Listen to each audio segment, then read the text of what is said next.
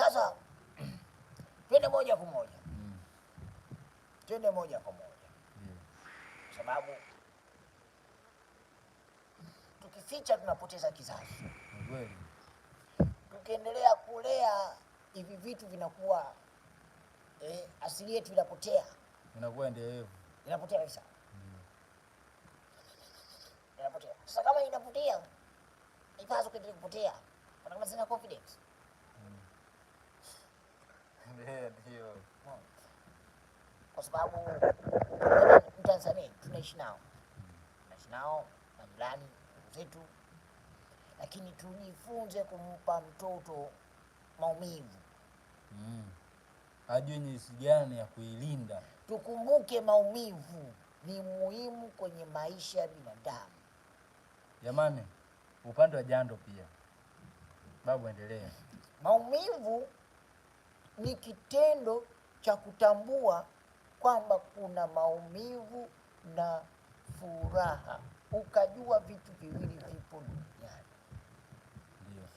Hasa kwa mtoto wa kiume. Mtoto wa kiume inabidi apewe maumivu, apewe uchungu. Kama simba anampitisha mwana kwenye miba, bado mdogo, anampa uchungu. Kwa nini wewe mwanao usimpitishe kwenye miba? hajui kuichunga.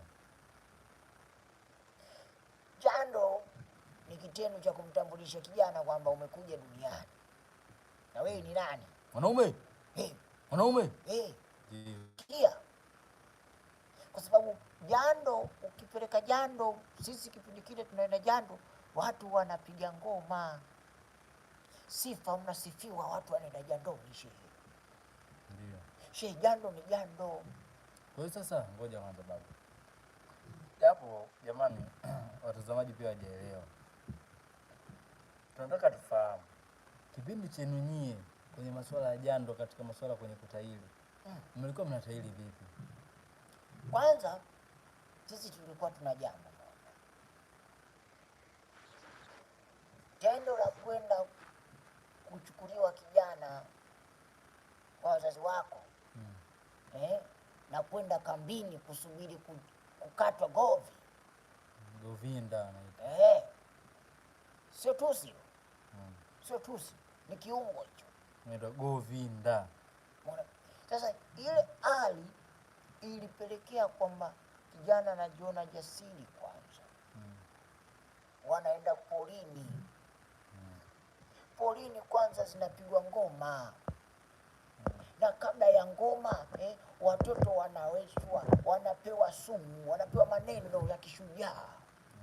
Wanaimba nyimbo za kishujaa. Wanaamini wanaelekea kwenye ukubwa.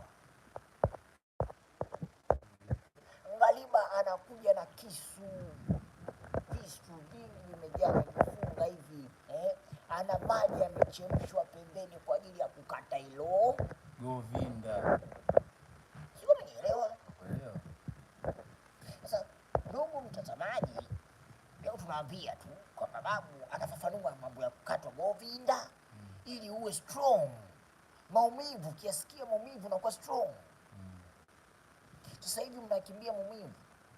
Sisi yule mtoto bwana shehe Maseke, yule kijana anaandaliwa, kwanza anapewa uji. Ule uji bwana Maseke unampelekea yule kijana kwenda chini, mishipa ikasisimuka. Kipindi mishipa inasisimuka, watu wanamchezea yule jamaa, wanakapitisha kisu mfano wa kiwembe. Tena ni zaidi ya kiwembe kile kisu. Ngoja. Kwa hiyo hapo na kwa hamna ganzi, hamna chochote. Mtoto apewi ganzi. Kipindi chenu cha kutahiri, si ndio? Mtoto apewi ganzi, ganzi ni mwiko. Umesikia jamani? Mtoto wa kiume. Basi mbona sasa mabwabwa wengi? Sio mabwabwa, mavyakula. Kweli baba. Sasa tujifunze kitu kimoja. Hata kama una mtoto wa kiume Dar es Salaam, mwache afike miaka 5, 6, 7. Usisikize masuala ya magonjwa ya UTI manini, hapana. Hakuna. Hapana. Muda mazoea mtoto wa kuamka asubuhi kunywa maji lita 1. Baada ya hapo mtoto aombe chai.